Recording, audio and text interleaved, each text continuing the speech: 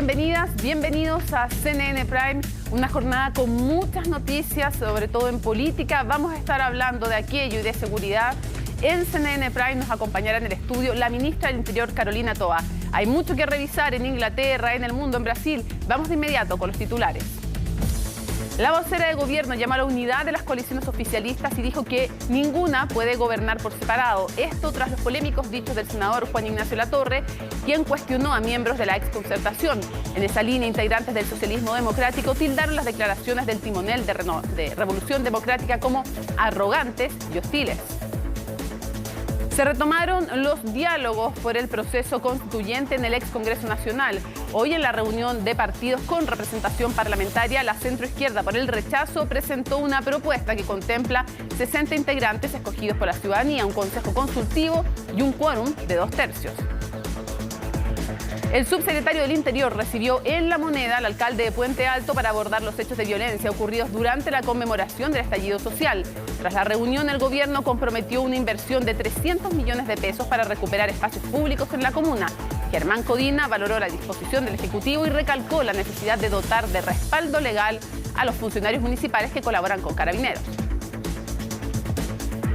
Rishi Sunak se convertirá en el primer ministro de Reino Unido tras ser el único candidato en lograr las firmas necesarias en el Partido Conservador. El ex titular de Hacienda será el primer político con ascendencia india en dirigir el país y el más joven en más de 200 años. Sunak se comprometió a enfrentar la crisis económica y a trabajar para lograr estabilidad y unidad. Todo eso y más, porque aquí comienza CNN Prime.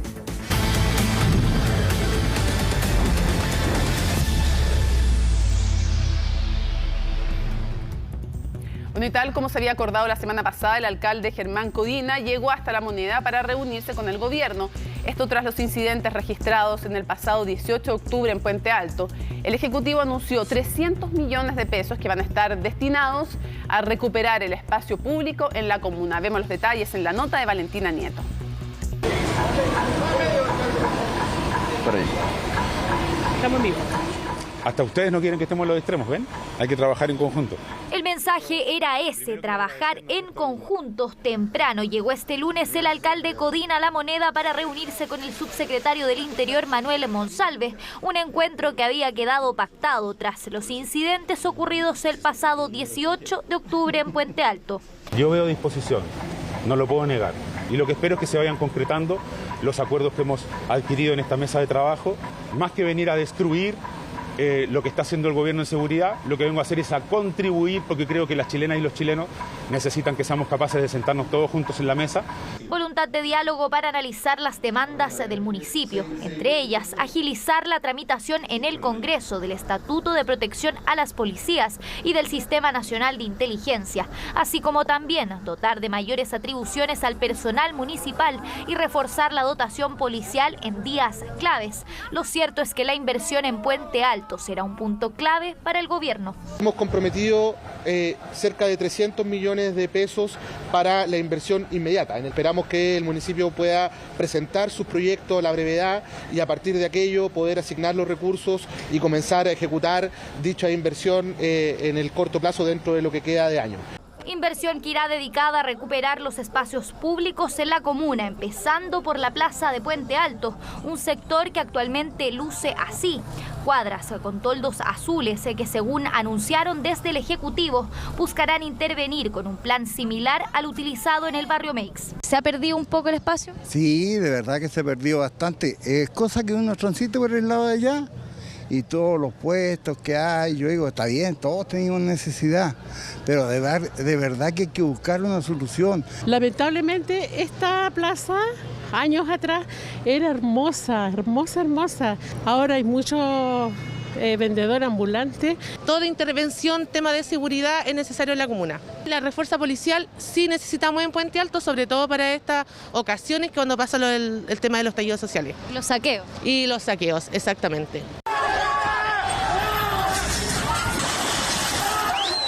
Reunión del alcalde Codina y el Ejecutivo que ocurrió tras estos incidentes. Y es que el 18 de octubre Puente Alto resintió especialmente las situaciones de delincuencia. Fueron los saqueos en distintos locales comerciales los que causaron la molestia del alcalde Codina, ante lo que denunció fue una reacción poco oportuna del gobierno en la comuna. La persona que el presidente Boric designó y nombró en el cargo de la delegación provincial no estuvo presente hasta 20 para las 11 de la noche, que se apersonó en la central de cámaras municipales. Son una serie de hechos, es un llamado de atención que le hago al gobierno con mucha humildad. Emplazamiento que tuvo consecuencias. Fue el propio presidente de la República el que instruyó una reunión extraordinaria del subsecretario del Interior con el alcalde Codina ese mismo miércoles. Sumado a esto, solo días después se concretó la renuncia de la delegada de la provincia cordillera, Marcela Mella. Solo solicito que sea capaz de hacer esto que estoy haciendo yo hoy día. Yo vine a La Moneda, estoy dispuesto a sentarme, creo que no puede haber ideologías, tenemos que dejar los colores políticos de lado y trabajar por la gente. Solo pido que la persona que se instale por parte del presidente de la República en la delegación cordillera sea una persona que trabaje de manera transversal. Se recibió la renuncia de Marcela, quien es una persona que es del territorio, que ha trabajado durante muchos años en este espacio, a raíz de algunas descoordinaciones que sin duda tienen que mejorarse. Plan de recuperación que parece ir por buen camino. La próxima semana el gobierno anunciará los detalles de la intervención que se realizará en el centro de la comuna, una iniciativa que se espera se extienda también a otros sectores de Puente Alto. Personas mayores de 65 años han denunciado la exclusión de la pensión garantizada universal tras no cumplirse los requisitos. Desde el gobierno han reforzado el llamado a postular a este beneficio y se han comprometido a mejorar el proceso en la tramitación de la reforma de pensiones, como nos cuenta Francisca Cárdenas. Son varios los mayores de 65 años que no se explican por qué no fueron calificados para recibir la pensión garantizada universal. Uno de los principales requisitos es no integrar un grupo familiar perteneciente al 10% más rico de la población y contar con una pensión base calculada menor a 1.048.200 pesos. Rechazado puede salir fundamentalmente por la focalización, si es que no está dentro del 90% más vulnerable, y por la pensión base, que tenga una pensión base superior al 1.048.000. La pensión base es un cálculo que se hace al inicio de que la persona se jubila y por tanto no necesariamente coincide con la pensión que está percibiendo la persona. Y es ese instrumento de focalización lo que se convierte en una traba para muchos, ya que determina un puntaje para el solicitante a partir de diversos antecedentes como datos de ingresos laborales, pensiones, índice de necesidades y grado de dependencia de cada integrante del grupo familiar. Una información errónea que mandó mi AFP, que me hizo retroceder en el proceso. Y aún no tengo una definición. Malo, porque lo he repetido muchas veces, porque es algo que no me resulta. Entonces es una farsa, porque dicen que hasta 1 millón y tanto uno puede postular. El argumento que me dieron en primera instancia fue que no cumplía con ciertos requisitos, que no son de los 5 o 6 requisitos que aparecen en primera instancia. Opté por venir yo en forma presencial a averiguar por mi madre, y la gente mayor tiene problemas, tiene que ir al baño seguido, tiene muletas, tiene un montón de dificultades para poder estar acá. Otra de las problemáticas es el monto, 193.917 pesos que pueden recibirse de forma completa o parcial, según la pensión base calculada. Es decir, si una persona no cuenta con PGU o con un beneficio del Pilar Solidario y cumple los requisitos, ese monto se sumará a su pensión actual. Y si una persona recibe, por ejemplo, 170.000 pesos y tiene un complemento solidario a su pensión, ese monto podría reemplazarse por la PGU. Ha sido por el sistema de evaluación, que eso se está viendo de todas maneras. Y los rechazos, obviamente, uno tiene que explicar de por qué, si puede postular de nuevo, son bastantes parámetros. El problema es que hoy día no está llegando a toda la población que correspondía, que es el 90% más vulnerable. Esto no pasa por iniciativas, por campañas informativas, otro tipo de campañas del gobierno. pasa que el gobierno no ha diseñado un instrumento adecuado para excluir al 10% más rico y poder entregarle la PGU a todo el resto de la población. Hasta la fecha, más de 1.900.000 pensiones garantizadas han sido concedidas. Por eso el llamado de las autoridades es al grupo de personas que podría calificar al beneficio y que aún no estén inscritos en el registro social de hogares vigente, uno de los habilitantes de la PGU. Desde agosto hay más de 650.000 adultos mayores que no reciben la PGU. Nuevamente, con la tardanza y la inactitud del gobierno, provoca y afecta a la clase media de todo Chile. Lo que le estamos pidiendo al gobierno es que acelere el tranco y sobre todo en esta política pública que le puede cambiar la vida a las personas. También recordar que la PGU es una política pública que quiere ser aumentada a un piso de 250.000 pesos con la próxima reforma previsional, así que estamos nosotros dispuestos a colaborar en todo lo que sea necesario. Es importante recordar que a las personas afiliadas o pensionadas de Dipreca y Capredena no les corresponde este beneficio. Un proceso difícil para muchos, pero que según La Moneda podría agilizarse con la futura reforma de pensiones para quienes quedan en medio de la llamada letra chica.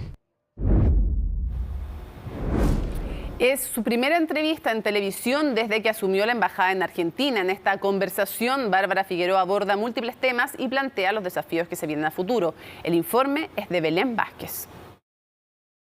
Militante comunista desde los 15 años, feminista y emblemática dirigente sindical. Bárbara Figueroa fue la primera mujer en asumir la Embajada de Chile en Argentina y a 6 meses de su instalación conversó con CNN Chile sobre los desafíos para ambos países en materia de integración, el cambio desde el sindicalismo a la diplomacia y, por supuesto, del proceso constituyente. Bueno, yo creo que ha sido una buena experiencia. Hay un equipo que tiene mucho conocimiento, por lo tanto en el cuerpo diplomático como con el equipo de los contratos locales hemos logrado generar un buen fiato, un buen trabajo. Creo que el balance en este corto tiempo, por cierto, sabemos que restan muchas tareas, es un balance muy positivo. A pesar de las críticas a su designación, que se extendieron incluso hasta el otro lado de la cordillera, Figueroa destaca la posibilidad de pasar del mundo del sindicalismo a la diplomacia. Contrario a lo que se podría pensar, dice, son experiencias que tienen un punto de encuentro. Todo el mundo siempre me pregunta, ¿no? Bueno, ¿cómo es esto de cambiar de mundo?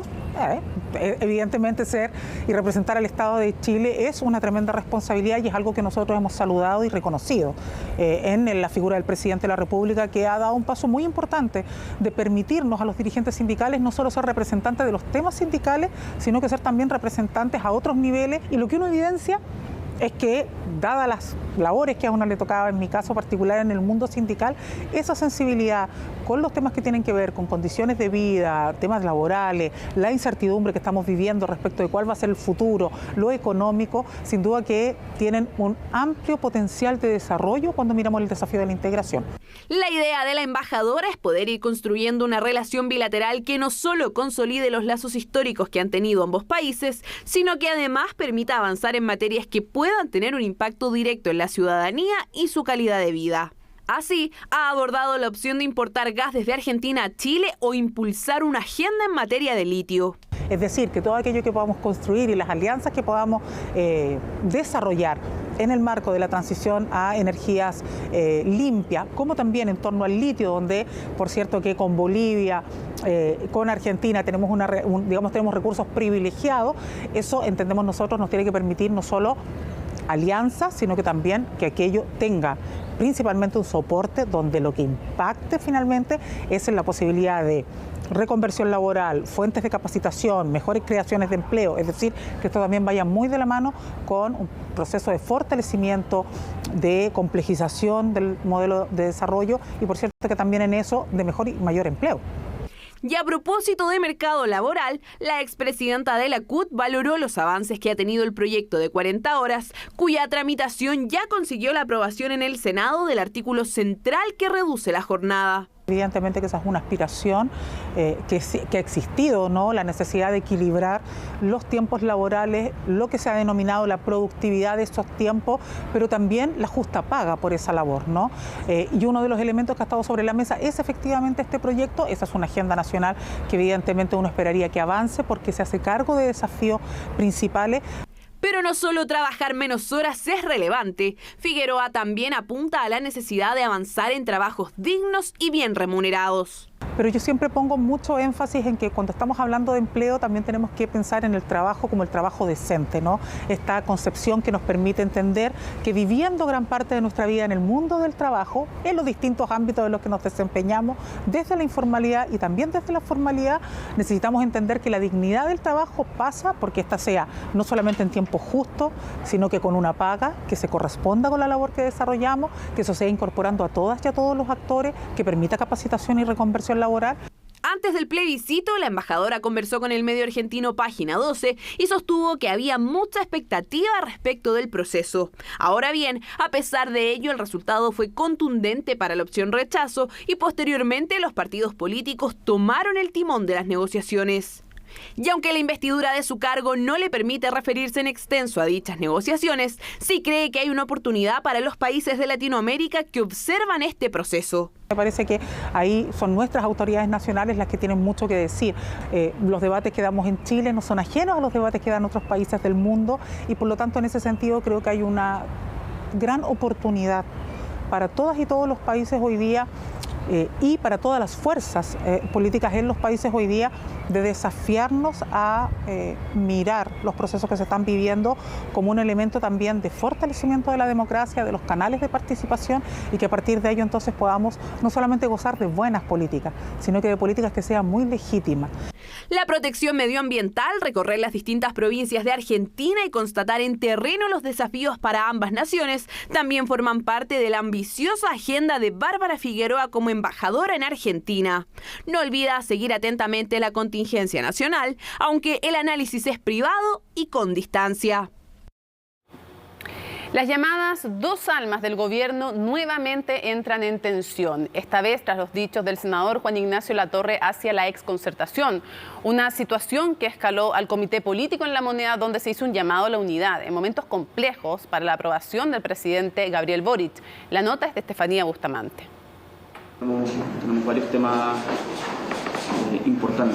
importantes no solo para la conducción del país, también en la convivencia de las llamadas dos almas del gobierno. Una relación resquebrajada, ahora por los dichos del senador RD Juan Ignacio Latorre contra la exconcertación. No tenemos que repetir recetas del pasado, recetas que incluso en su momento fracasaron. Creo que podemos hacer una nueva síntesis, pero eso no pasa por esconder nuestras diferencias o por hacer un llamado como a una unidad vacía, con hipocresía. La crítica política que aclaró en el excongreso tras su entrevista en El Mercurio, donde pidió al socialismo democrático no intentar gestionar una coalición, dichos que complican otra vez el entendimiento entre coaliciones, cuando aparentemente este había cuajado. Si él pretende que se gobierne solo con una coalición, que lo converse con el presidente, pero no quiero ahondar en palabras y en análisis históricos que no comparto en lo absoluto y que además me parecen livianos. Quienes se pretendan muy transformadores y muy revolucionarios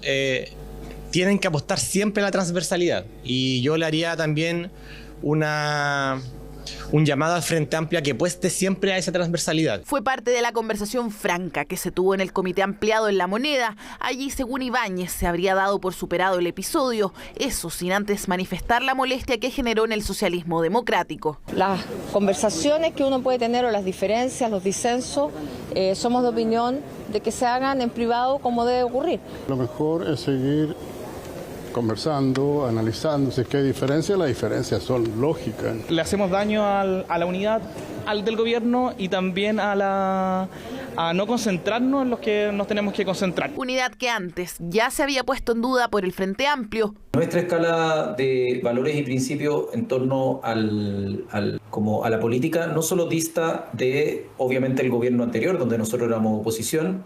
Frase que terminó por sacarlo del Comité Político, integrado aún por Vallejo, quien una vez más llamó a la unidad. Ningún partido por separado gobierna, porque desde el gobierno estamos trabajando en conjunto.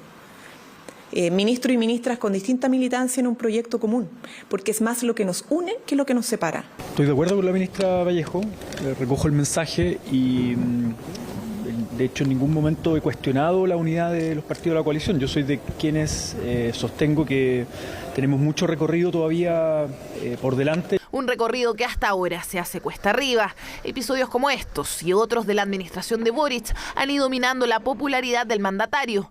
Así lo demuestra la desaprobación más alta desde que inició su gestión, más una aprobación que hasta ahora acumula una baja de 13 puntos en 4 semanas. Eso dice CADEM. La relación de Gabriel Boric con la opinión pública no está en su mejor momento.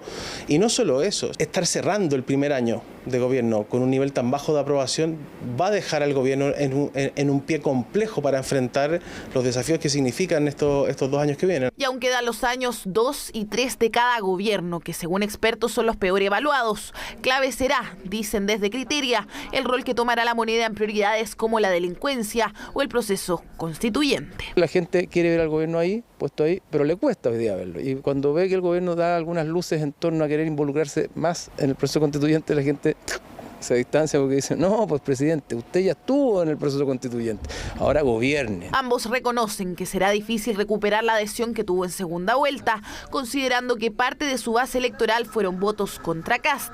Cómo avanzar y superar diferencias es la llave que se busca en la antesala al cónclave oficialista en Cerro Castillo, citado para inicios de noviembre. Bueno, los partidos retomaron el diálogo por un nuevo proceso constituyente. En el encuentro, la centroizquierda por el rechazo presentó su propuesta sobre el mecanismo, que incluye un órgano de 60 integrantes. Además, se discutió sobre el denominado árbitro, que se encargará de hacer cumplir las bases, donde el oficialismo empujó la idea de que esta tarea la lleve adelante la Corte Suprema. Todos los detalles de este encuentro con Paul Foller. Mira qué lindo esto, mira qué lindo, mira qué lindo. Algo más recompuesto estaban los ánimos en el retorno de las conversaciones por un nuevo proceso constituyente, aunque esta vez la presión por cerrarlo pronto pareciera ser más clara. La idea es que apuremos el tranco. El acuerdo político debiera salir durante el mes de noviembre. Pero es importante cerrar este capítulo pronto. Este pololeo por tener un proceso constituyente ha sido muy largo, parece. Y en eso coincide la mayoría. Noviembre aparece como un plazo límite. Una tarea que no ha sido fácil para los partidos es definir quién será el árbitro de la instancia. En otras palabras, quién se encargará de que los bordes del nuevo proceso se cumplan. En el oficialismo ya toma fuerza una idea. Para arbitrar sobre los bordes, creemos que la Corte Suprema es un espacio idóneo, profesional, y así también lo ha manifestado el presidente del Senado, que habría disposición para que esto avanzara en esa dirección. A nosotros nos parece personalmente que nos da plenas garantías de que puede hacer un papel jurídico y político de alta relevancia. Es un órgano legitimado. La Corte Suprema ahora correría con ventaja, al menos en el oficialismo, porque en la derecha la lectura es otra. Aquellos que crean que esto debe ser resuelto por la Corte Suprema o por el Tribunal Constitucional se equivocan. Hoy día es más necesario que nunca que el Congreso Nacional revalide la capacidad de llegar a acuerdos. Y por eso nosotros volvemos a insistir que el árbitro debe ser el Congreso Nacional y particularmente el Senado. Puede estar compuesto por una comisión bicameral, que fue también parte de las discusiones que tuvimos la vez a las bases constitucionales. Para nosotros como Frente Amplio creemos que es importante que esa instancia no deba ser ni juez ni parte. El Senado es parte de alguna forma del proceso constituyente, tanto que lo decide en su inicio como lo tiene que implementar al final. Otra historia es el mecanismo. Cómo, quiénes y cuántos escribirán la nueva Constitución aún es una incógnita. Ya hay nuevas propuestas. Por ejemplo, la centroizquierda, que estuvo por el rechazo, entregó una por una su estrategia a los participantes de la mesa. Un órgano de 60 integrantes más escaños reservados, que sea acompañado por un grupo de 20 expertos. Es una convención que la haga corta y que se pongan de acuerdo. Eso es lo que nosotros estamos proponiendo. ¿Y por qué 60 y no 100 como proponían algunos? Porque eso también tiene un menor costo para el fisco. Miramos con atención, nos parece que es una propuesta que es más realista que la que ha hecho el oficialismo, en el sentido de que atiende mejor al 62% de personas que dijo rechazo. Miran con atención en la derecha porque en ese bloque aún no han presentado oficialmente su propuesta de mecanismo. Espera que estaría pronto a terminar. Nosotros consideramos ciertamente que la presentación de Chile Vamos debe de hacerse dentro del margen de los próximos 15 días. Que dé garantías al país, y eso debe desarrollarse con un órgano electoral no más allá de 50, 60 personas, elegidos democráticamente, con expertos que tengan un rol importante, no solo como elementos de consulta. A la espera de esa propuesta, el tiempo comienza a preocupar. Cada día nos acercamos más a tener un acuerdo. Creo que llegó la hora de la verdad, por decirlo de alguna manera, de las definiciones. Hora de la verdad para la cual las fuerzas políticas intensificarán sus reuniones multilaterales. Solo se convocará un encuentro ampliado cuando haya avances más concretos. Si no los hay, algunos como el Frente Amplio no descartan un plebiscito para definir el mecanismo del nuevo proceso. No necesita ninguna presentación, nos acompaña la ministra del Interior, Carolina Toá. Gracias por estar con nosotros. Quiero mi presentación. Pucha, que no necesita, ¿qué le voy a hacer? Después, buenas noches, ya. Al final hablamos de evaluaciones, que hay harto que decir en CADEM y otras. Pero en fin, comencemos con, sin duda, la principal preocupación de las ciudadanas y los ciudadanos, la seguridad. Se ha pedido, por ejemplo, desde el presidente de la Cámara de Diputados y de otros sectores, un acuerdo nacional de seguridad. ¿Va a haber un acuerdo nacional de seguridad? ¿Está pensando el gobierno en impulsar eso? El gobierno está pensando una iniciativa. Queremos poner el acento en algo que sirva para avanzar y no solamente algo que suene rimbombante, porque se han hecho varios intentos de estos acuerdos y no han logrado cambiar mucho la situación. Entonces, lo que queremos hacer esta vez es un poco distinto, pero tiene el espíritu de construir. A ver, le hemos hablado de un compromiso transversal en materia de seguridad que se base en un ejercicio que lleva varios meses en desarrollo para que no sea algo cocinado a último minuto, así va a poner 3 cosas y firmar, que es un planteamiento que hizo el presidente de la República en Arica, creo que fue en el mes de junio, con el Plan Nacional de Seguridad del Gobierno, e invitó a hacer observaciones a distintos actores. Entonces, esas observaciones se han ido acumulando, nosotros estamos recogiéndolas ahora para transformar lo que era el plan del Gobierno en un plan que recoge observaciones de distintos actores y que de ahí se desprenda un conjunto de iniciativas. O sea, sería una especie de Plan Nacional de Seguridad. Pero lo que vamos a invitar es otra cosa, que va más allá y es mucho más concreta. Porque de este plan se desprende un conjunto de iniciativas legislativas o de política pública o en el ámbito de la inversión. Entonces, lo que vamos a hacer la próxima semana va a ser invitar a los partidos del oficialismo, después a los de la oposición, pedirles que nombren encargados de la Cámara y el Senado, y vamos a trabajar en paralelo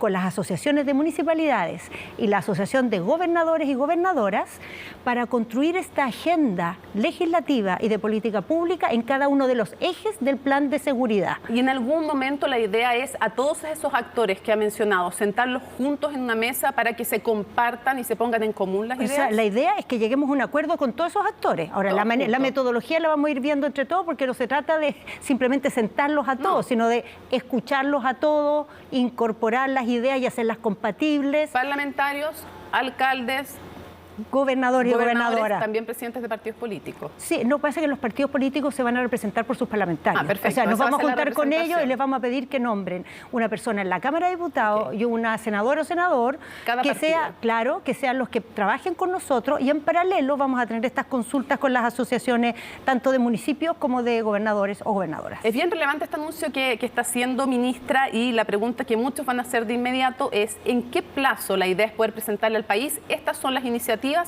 que ojalá han consensuado. Sí, nosotros lo que quisiéramos lograr es que esto esté listo antes de fin de año.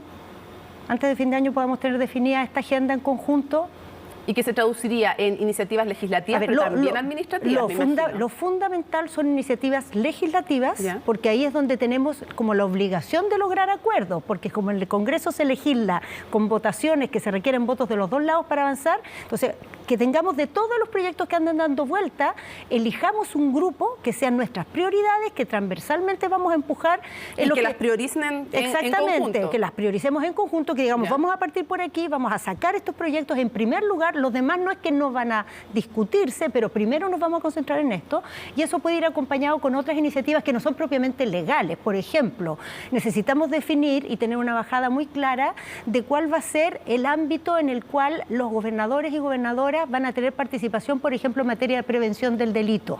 Entonces quisiéramos también que eso fuera parte del acuerdo. Que claro, porque implica entregarles facultades y potestades que ellos han pedido. Que ya sabemos, digamos, esa conversación tiene un camino andado. O sea, esto no va a partir de cero, eso es muy importante, porque siempre que se hacen estos acuerdos es como que hay que sentarse, hacer el diagnóstico de nuevo. No, aquí no, queremos ser bien ejecutivos, ocupar lo que se ha hablado en estos meses, donde ya hemos identificado dónde están los acuerdos, dónde hay diferencias, donde hay que pulir, y con esa base vamos a proponer. Y para ir a otros temas antes, para cerrar este primer capítulo, ¿cuándo se comienza oficialmente este trabajo? ¿Cuándo se comunica? La próxima semana vamos a tener las primeras reuniones con los partidos oficialistas y después con los partidos de oposición.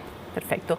Quiero preguntarle por cosas bien concretas. Por ejemplo, el carabinero en Talagante, mucha gente ha visto el video en que es amenazado con algo que parece un bloque, una piedra, algo grande, y le dispara a una pierna. Un disparo certero a una pierna. ¿Tiene el respaldo suyo? ¿Es un buen ejemplo de uso proporcional de la fuerza? Hay protocolos para esto, no es que la ministra hace así o hace así. No, digo, obviamente que pensando, ¿cumplió con los protocolos? Eso bueno, es lo que estoy preguntando. Toda vez que se hace uso de un arma, hay una evaluación que se hace por los canales que corresponden. Ahora, ¿qué es lo que dicen esos canales y qué es lo que dicen los protocolos? Los policías tienen una serie de herramientas para actuar, ¿no? Desde las más blandas, por ejemplo, cuando pasa un vehículo con un altavoz diciendo desplácese de este lugar, hasta distintos tipos de mecanismos para reducir una persona, como puede ser el bastón o incluso el arma de fuego, ¿no? Hay varios. ¿Y cómo se pueden utilizar? Bueno, depende de muchas cosas, pero este concepto de la proporcionalidad a lo que se refiere es que se ocupe una herramienta suficientemente fuerte para reducir a la persona que está cometiendo alguna ilegalidad, pero que no sea desproporcionada. No quiere decir que me atacan con piedra, yo respondo con piedra. No, es que eso es ridículo, porque esta no es una situación de igual a igual. La ley está hecha y los protocolos para que la fuerza policial tenga la posibilidad de controlar a una persona que está cometiendo un acto ilegítimo. Le pregunto de inmediato, ¿usted estaría de acuerdo, o el gobierno, cuando le pregunto a usted, le estoy preguntando al gobierno, en definitiva, ¿no?, con la idea de este proyecto de algunos parlamentarios de la UDI de eliminar el concepto de proporcionalidad y cambiarlo por razonabilidad? Es que yo creo que es una polémica artificial. ¿No es necesario, le parece? Creo que no es necesario, y creo que está fundado en una interpretación errónea o un desconocimiento de qué significa la proporcionalidad. La proporcionalidad no significa que si una persona, tal como decías en el ejemplo, le tira una piedra a un carabinero, el carabinero tenga que responder con una piedra. Lo que quiere decir es que la respuesta no puede ser descuadrada dado el peligro que representa la persona, pero debe ser suficiente para que el policía se pueda imponer. El policía no está al mismo nivel. No, la ley lo mandata para usar la fuerza y poder controlar la situación. Claro, y resguardarse él o terceras personas. Entonces, porque a veces la amenaza es a tercera. Polémica innecesaria esa. Otro proyecto, perder los beneficios estatales por 5 años para quienes, otra propuesta de la UDI, para quienes agredan a carabineros en manifestaciones. ¿A favor o en contra? La verdad, no quiero hacer una polémica una por una de las planteamientos que han hecho. Uno de los últimos que han hecho, sí, pero quisiéramos saber la postura del gobierno. Pero es que no quisiera, ese es el tipo de debate que es totalmente inútil, realmente. Así ¿no le parece que sea una medida útil? No, creo que no es ese tipo de pimponeo, de ir tirando distintas medidas así sueltas, porque así no funciona esto. Esto funciona sobre la base de evaluar las situaciones que se quiere resolver, ver la legislación que tenemos, si es suficiente o no es suficiente. No. Por ejemplo, en el caso más globales. Me parece que hay que trabajar con evidencia. O sea, ¿cuál es el problema que tenemos hoy día? Que cuando hay una agresión a un carabinero, lo que suele suceder no es que la pena es insuficiente, sino que cuesta mucho identificar a esa persona. Y el trabajo investigativo de poner a esa persona frente a un tribunal con evidencia tiene fallas. Entonces no sacamos nada con ponernos a discutir la pena A, B o C si no resolvemos el problema que realmente tenemos, que es dar con esa persona y que esa persona enfrente a un tribunal. Y tercero, que es muy importante para tener resultados, no basta dar con una persona y llevarlo a un tribunal, hay que llevarlo con evidencia, sí, claro, para poder demostrar. Ahí es donde estamos fallando. Entonces, rascar donde no pica suena bien para hacer un punto de prensa, pero no resuelve el problema. Lo que tenemos que sentarnos es a ver dónde estamos fallando, que no logramos que las personas que agredan a los policías sean sancionadas. Y ahí tenemos que tomar medidas. Una frase de Galeano, esa de rasca donde no pica. El gobierno le debe una disculpa a Carabineros desde su propio partido, el PPD, el senador Lagos Weber, el senador Quintana, dijeron que a raíz de todos estos tuits, de todas estas cosas, ellos, no lo está diciendo la oposición, sino que lo dicen senadores de su coalición, que debiera el gobierno pedirle una disculpa formal a Carabineros. ¿Le debe una disculpa o no? A ver, primero yo quiero recopilar cómo fueron los hechos a partir de que salieron a la luz esos tweets. Lo primero que quisiera decir es que apenas salieron esos tweets, hubo vocerías de los ministros aludidos donde dijeron que claramente ese tipo de lenguaje no lo ocuparían hoy y que fue producto del clima del momento, la manera en que se refirieron. También dijeron que eso no cambia el hecho de que ellos tenían una gran preocupación y la mantienen respecto a los hechos que significaron amenazas al cumplimiento del respeto a los derechos humanos en ese momento.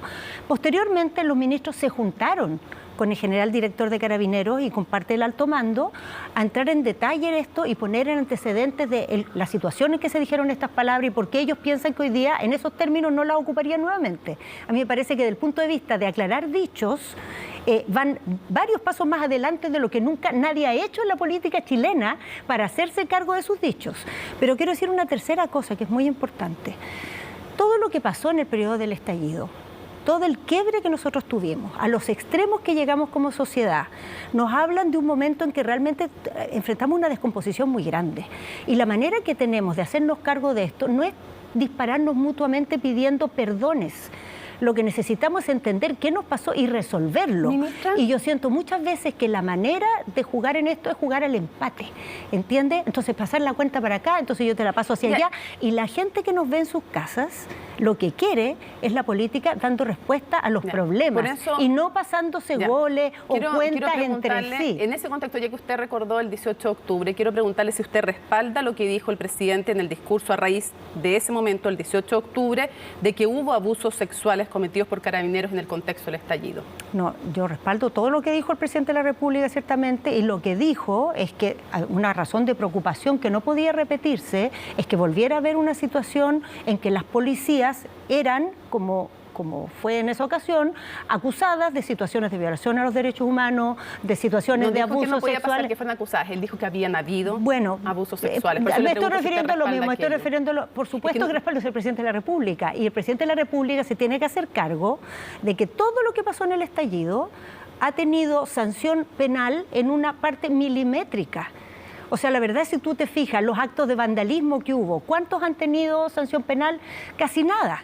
En los temas de abuso sexual también casi nada. O sea, no es distinto. O sea, usted me dice en el fondo, no se podría cuestionar que sí hubo abusos sexuales porque no hay sanción, así como no se puede cuestionar que hubo destrucción del metro porque no se haya llegado sanción. Pero yo creo que no solo eso, sino que el tipo de situaciones que hubo en la época del estallido se basan en lo que todos observamos, en las denuncias que hubo, en los antecedentes que tienen esas denuncias y también en el avance que han tenido en las investigaciones. Entonces, por ejemplo, hay 533 denuncias al Instituto de Derechos Humanos y 360 y tanto a los tribunales.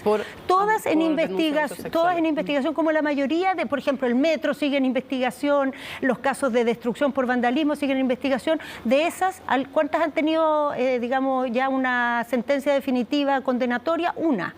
Hay otra que tiene en los próximos días va a tener el juicio oral y ahí vamos a ver cómo resulta. Perfecto. Entonces no es muy distinto de los otros temas que sucedieron en el estallido y que están ahí todavía sin terminar de resolverse. Quiero ir a otros temas, pero antes dos cosas puntuales respecto de seguridad para ir a otros temas.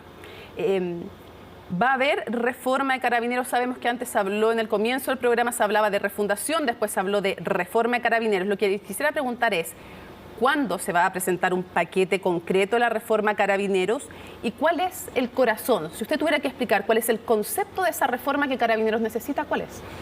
A ver, primero, sí va a haber reforma Carabinero. Yo diría que ya está habiendo reforma Carabinero. O sea, si uno ve cómo están funcionando Carabineros hoy día, no es igual como funcionaba hace un tiempo atrás.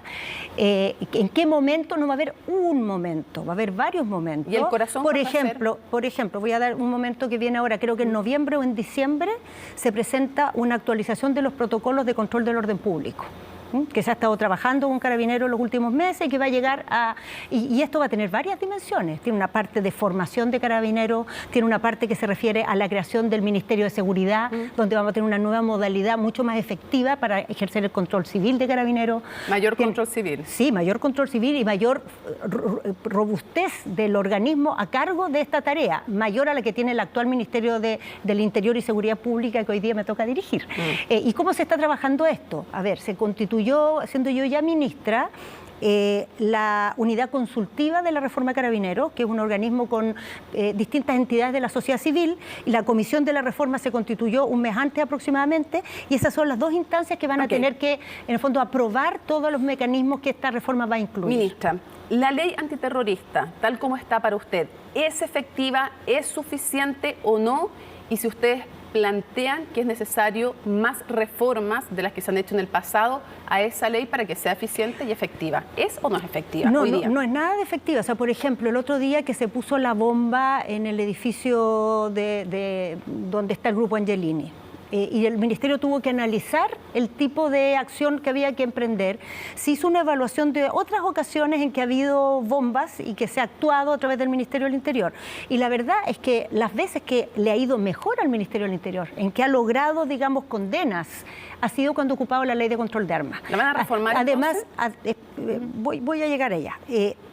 No solo ha logrado condenas, sino que en general las penas que logran ser probadas los delitos tienen penas más altas de las que se pueden obtener por la ley antiterrorista. ¿Qué es lo que pensamos nosotros que es la prioridad en este momento? Quizá va a haber en algún minuto que entrar a lo que estás planteando, Mónica, pero hoy día en lo inmediato lo que hay que hacer, que sirve para el terrorismo, pero también sirve para las encerronas, también sirve para el robo de madera, es fortalecer la legislación contra el crimen organizado. Cuando el terrorismo es una modalidad de crimen organizado, pero que tiene características específicas, pero en su modalidad, digamos, criminal, tiene muchos elementos en común con otras bandas que funcionan también con mucha información, con organización, encadenadas con otras bandas, con un poder de fuego distinto del crimen común. Entonces, ese tipo de legislación hoy día está en el Parlamento y ahí vamos a tener herramientas mucho mejores que las de hoy, herramientas intrusivas. Y tal vez en el futuro ir a la ley antiterrorista. Pero mira, tal vez en el futuro, pero quiero decir, en términos de efectividad, eso es lo más efectivo que podemos hacer. Es como en términos modernos se enfrenta a este tipo de temas. Vamos a la política.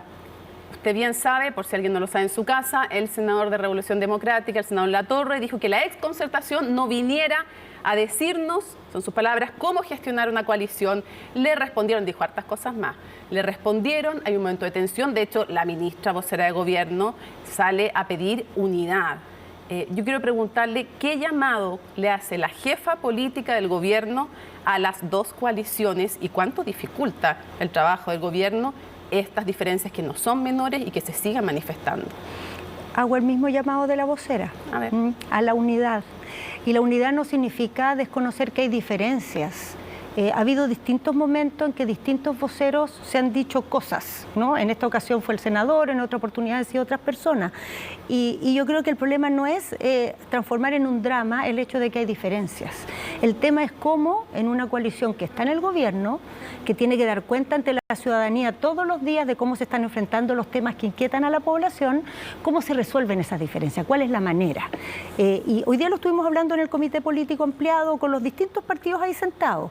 Y lo que llegamos a la conclusión es que, por ejemplo, en el cónclave que vamos a tener el día 7, sería un momento ideal de adoptar y realmente todos comprometerse en una modalidad para tratar este tipo de diferencias que no signifique mostrar hacia el exterior y generar espacio para estas polémicas que no nos ayudan mucho.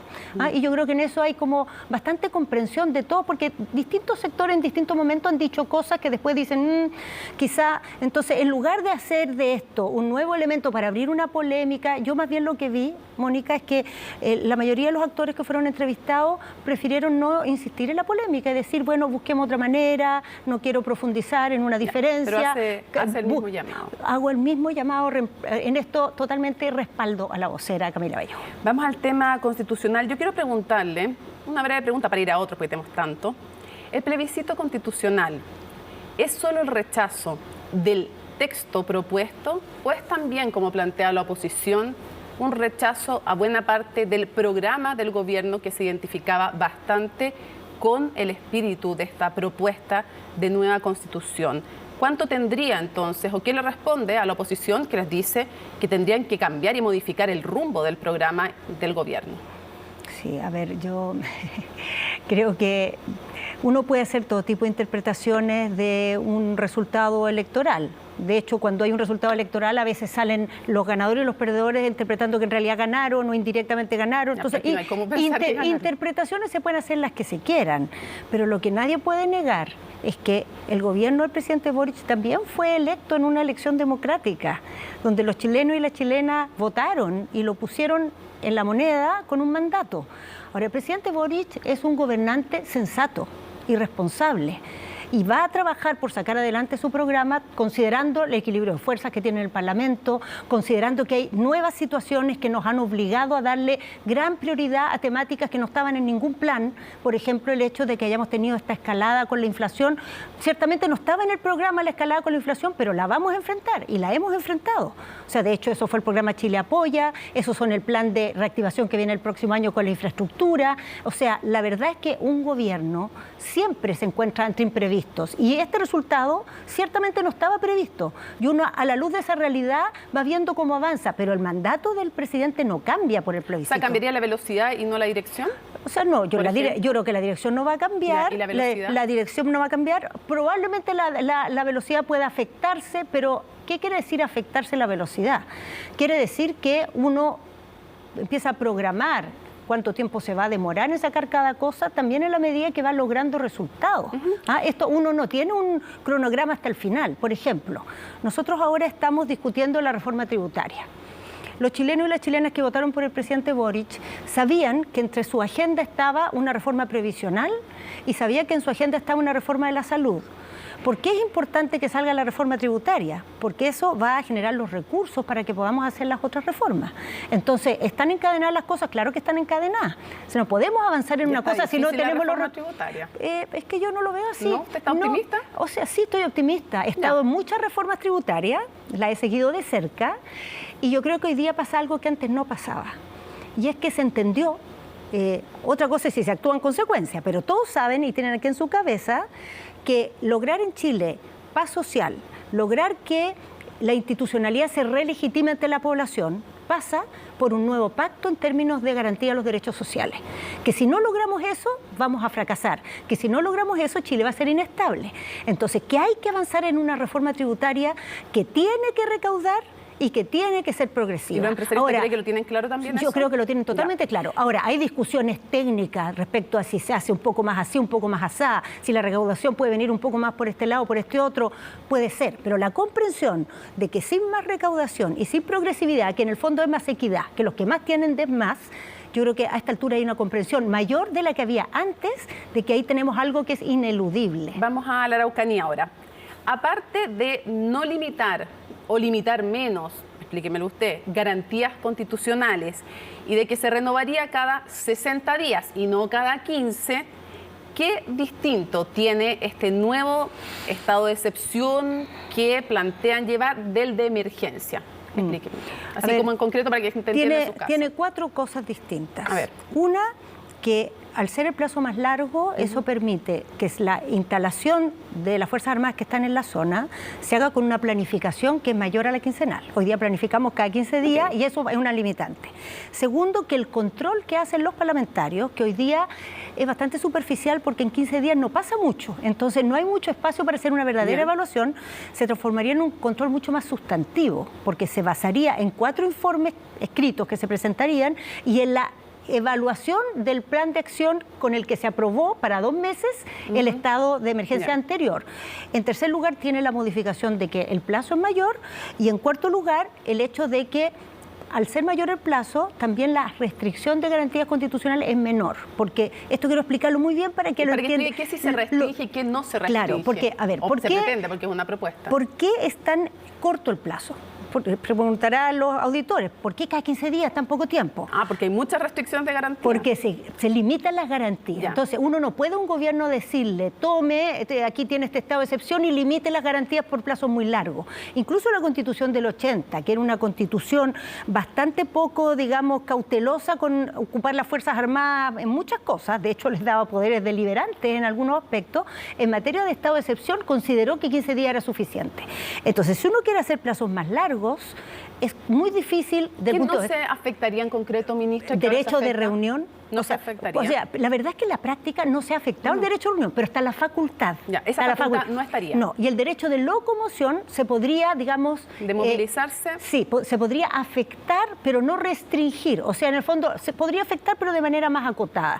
¿Y qué significa eso en la práctica? Que para la actualidad no tiene mucha diferencia, pero esto es importante para el futuro, porque cuando uno legisla en una constitución y crea una herramienta nueva, tiene que pensar que esa herramienta no solo la va a ocupar el presidente Boric, la puede ocupar cualquier gobierno futuro que tengamos. Entonces hay que tener la cautela de imaginarse que podemos enfrentar situaciones difíciles, gobiernos que no sean tan sensatos, y por lo tanto no hay que darles herramientas con las que puedan hacer cosas que son vulneratorias de los derechos de las personas. Entonces, por eso, no le va a poner nombre a quien que se imagina. No, es que tampoco... Realmente no me lo imagino a los chilenos hoy día eligiendo un gobierno de ese tipo, pero hemos visto en el mundo que pueden pasar cosas inesperadas. La CAM y otros grupos, porque esto no es solo la CAM y otros grupos como la UAM, como Resistencia Lafkenchi, podríamos nombrar más, ¿son asociaciones ilícitas a su juicio? Por supuesto, son asociaciones ilícitas. Y si las tuviera que describir en su accionar y en cómo afectan al país, ¿cómo las describiría?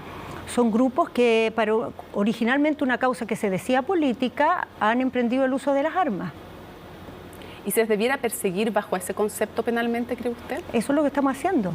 Eso es lo que estamos haciendo, en virtud de las acciones que han cometido. Aquí no se persigue a nadie por sus ideas, no se persigue por su perfil político, se persigue por el tipo de acción que está empleando y desarrollando. Pero uno puede perseguir un delito de una forma o de otra, usted bien lo sabe. Pero saben los delitos en la realidad, la verdad. Pero perseguir por asociación ilícita es un concepto específico. Es que mira, la firme para nuestros telespectadores. ¿Qué delito se elige para perseguir? Es en el que es más probable obtener una condena. O sea, a veces tú sabes que un grupo ha cometido un delito, pero eliges perseguir por otro porque es más probable obtener condena ahí. Entonces ahí hay un elemento de táctica penal. De probar y por eso no lo persiguen así. Claro, de hecho, uno de los elementos que tiene, nosotros estamos ahora legislando en materia de crimen organizado. Y una de las cosas que estamos incorporando, una de las innovaciones, es que la manera en que se describe una banda de crimen organizado está cambiando. Porque la estructura tradicional era concebirlas como las mafias antiguas, donde había un jefe, había una relación de jerarquía muy institucionalizada, y hoy día sabemos que este tipo de bandas funcionan con otras lógicas. Entonces estamos adaptando la legislación para que los elementos con los cuales se describe este tipo de delito sean los que de la realidad que hoy tenemos al frente y no de la de los años 50. Ministra, ha demorado tanto el viaje del presidente de la República a la Araucanía, se ha pedido tantas veces por distintas organizaciones, personalidades políticas, en fin, que hay altas expectativas, eso es evidente. Entonces quiero preguntarle si van a llevar anuncios concretos, porque usted ha hablado del plan Buen Vivir, que van a llevar, la escuché en el Radio Bio Bio, que damos siempre los créditos, así que no es problema. La escuché decir que iban a llevar anuncios concretos en el Buen Vivir. ¿Qué nos puede algo adelantar respecto en qué línea van los anuncios? ¿Es solo el plan Buen Vivir o, por ejemplo, tiene que ver también con un reforzamiento policial? Y no es por algo que se me ocurra, sino porque hay personas como Andrés Bionet, usted lo sabe, fue intendente, que decía, no sé, necesitamos 600 carabineros, por ejemplo, en la Araucanía. Entonces quiero preguntarle, obvio que no me va a decir la fecha, así que no gasto ni en preguntarle eso, porque ahora si me la quiere decir, feliz. Pero sé que es antes de fin de año, en Tolerancia Cero le sacamos a lo sumo que en semanas, dijo. Ok, la pregunta es, ¿con qué van en concreto a la Araucanía? Ya, es que, pucha, qué pena, Mónica, pero, a ver, primero la fecha es próxima, se está trabajando en eso, y lo que yo no puedo hacer es hacer yo los anuncios que... No, pero quiero saber en qué línea van. ¿Van ahí solo sí en el plan Buen Vivir? Ahí sí que no le dura no solo. Sí, hasta ahí podemos llegar, pero... ¿Y tiene que ver también con el reforzamiento policial? ¿Qué quiero decir en lo sustantivo? Lo que sí quisiera decir... Nosotros hemos estado actuando para enfrentar una contingencia a través del estado de emergencia y se ha hecho una serie de de innovaciones ahí en términos de aportes extraordinarios a las fuerzas que están presentes, de coordinaciones, por ejemplo, en virtud de esas coordinaciones que se lograron las detenciones del otro día, ¿no? Que es como uno de los golpes más grandes que se ha dado en términos de desarmar las bandas que están en el robo de madera. Ahí no solo se detuvieron, sino que se logró prisión preventiva para 11 personas, detención domiciliaria para la 12ª, se incautaron, creo que son 12 camiones, 3 camionetas, y es una banda donde había desde los empresarios que están organizando este negocio hasta los operarios que hacen la actividad. Entonces, esas son medidas de emergencia, pero la solución del tema de la Araucanía no la vamos a lograr a punta de estado de emergencia. La vamos a lograr con una intervención que tiene muchas dimensiones. Tiene que ver con la seguridad, tiene que ver con los problemas de fondo que han generado este conflicto, tiene que ver con los rezagos que tiene la región, que hace que es una región que está por detrás del resto del país en materia de pobreza, de infraestructura sanitaria, de infraestructura de camino. Entonces, el presidente, ¿de qué va a hablar? De la manera en que vamos a enfrentar el tema. Ahora, ¿cómo? Eso lo va a decir el presidente. Ya, pero no esta ministra. ¿Va a haber más reforzamiento pero policial? Mira, ¿o lo no? que puedo decir es que, a ver, nosotros en este tema policial... Para que pasemos, que nos queda súper poquito. Sí, pero en este tema policial, el país estuvo todos los años de la pandemia bajando sus dotaciones policiales, porque producto de los temas de distanciamiento, se podían reclutar menos personas para hacer nuevos carabineros porque había que tener un distanciamiento. En segundo lugar, hemos bajado también la generación de nuevos carabineros porque se cambió el plan de formación para los oficiales de 1 año a 2 años. Entonces, ahora se forman la mitad porque se demoran el doble. Entonces, en la práctica ha habido una baja en la dotación. Eso ya se ha recuperado con nuevos reclutamientos. Pero como eso se demora, uno no fabrica 600 carabineros, tendría que sacarlos de otro lado, ¿verdad? Entonces, como hoy día la contingencia de seguridad está en todo el país, lo que tenemos hoy día son instrumentos para potenciar la presencia de carabineros. Entonces, ¿qué significa eso? Carabineros con más vehículos, carabineros con más drones, carabineros con más protecciones, carabineros con más información y tecnología. Por ahí podemos potenciar, porque no podemos inventar carabineros. Sería, ¿cómo le explico yo a la gente que vamos a llevar más carabineros? ¿De dónde los sacamos? Vamos al norte, como usted mencionaba, que hay problemas en todo el país de seguridad y de otros también. Migración. ¿Tienen todavía descartado decretar un estado de excepción constitucional de emergencia en el norte frente al tema migratorio que se le ha pedido? Le han pedido parlamentarios, por ejemplo, el Partido de la Gente, entre otros, le han pedido y han condicionado a veces su votación al estado de excepción constitucional de emergencia en el sur, a que decreten en el norte. ¿Lo siguen teniendo descartado? Mira, la verdad no es que nosotros nunca lo hemos descartado. Siempre hemos dicho que vamos a ocupar las herramientas que tenemos de acuerdo al análisis que vayamos haciendo. Entonces, así como la idea de nunca jamás, no. Pero por ahora no están los planes. Pero lo que se ha enfatizado allá es entender, a ver, cuál es la problemática que tenemos y cómo resolverla. Una primera problemática que tenemos en el norte dice relación con que mucho de lo que ha llegado como bandas que han ingresado al país ilegalmente se desparrama, digamos, por el conjunto del país, pero entra por el norte. Entonces, en su pasada por el norte se generan muchos estragos, porque el norte es un lugar donde la población no es mucha. Al final son bandas que vienen para operar en el país, pero entran por lugares donde afectan mucho a las personas que ahí viven. Entonces, necesitamos hacer un plan de contingencia para enfrentar eso. Para eso, ¿cómo podemos actuar? Bueno, primero hicimos un plan este año que en términos de recursos fue muy importante, fueron 12.000 millones de pesos y hemos descubierto que esos 12.000 millones de pesos, que como cantidad de plata e insumos para la seguridad van en la línea correcta. Yo estuve en Antofagasta hace una semana y media, 2 semanas atrás, una semana y media atrás, y la verdad es que teníamos bastante sintonía, pero en la práctica de esos 12.000 millones hasta ahora todavía no se gasta un peso. Porque la forma que tenemos de ejecutar las compras en temas de seguridad es tan engorrosa que en el fondo las soluciones llegan cuando los problemas han avanzado mucho. Entonces vamos a buscar una manera de que las compras en este tipo de situaciones tengan un trámite distinto y hay una velocidad de ejecución de esas compras que se haga cargo de los problemas con prontitud y en tiempos razonables. Vamos a ir cerrando, pero antes, hay un proyecto de ley, leyendo las iniciativas que tienen que ver con migración de los senadores Evans Pergues, Juan Antonio Coloma, Durana, Sandoval, Sangüesa, para no dejar fuera ninguno de los autores, que dicen que estamos hablando de migración regular, pero que frente al colapso que se produce en algunos servicios sociales, que si hay un chileno y un extranjero, en un servicio colapsado, se establezca por ley que el chileno tiene prioridad sobre el extranjero. ¿Usted estaría de acuerdo con algo así? A ver, que de nuevo soluciones que no ponen la solución donde está el problema. Porque ¿cuál es el problema hoy día? Y que ese problema se va a resolver con la implementación de la ley de migración. Que cuando hay una persona que no tiene documentos y se atiende en un consultorio, o su hijo o hija se atiende en un colegio, esos servicios no siempre reciben el financiamiento que corresponde al ministerio, por una serie de trámites y de problemas que hay. Ahora eso lo vamos a resolver, porque la nueva ley de migración va a establecer para toda persona que está en el país un tipo de documentación que va a permitir inmediatamente generar eso para que no pase nunca más, que alguien deja de recibir una prestación porque hay alguien que la está recibiendo de forma, a pesar de estar irregular. ¿De oportunidades para migrantes regulares y chilenos, sí o no? No, es que no es igualdad y no puede ser igualdad. Por ejemplo, para postular a programas de vivienda no basta con tener una necesidad, hay que tener una residencia definitiva. Sí, pero por eso le digo, con residencia definitiva, un extranjero y un chileno, igualdad de oportunidades, o como dicen estos senadores de la UDI, primero el chileno. Sí, es que no sé a qué se refieren. Eso significa que nadie que no sea chileno puede recibir una vivienda hasta que se termine todo el déficit habitacional. No creo que quieran decir eso.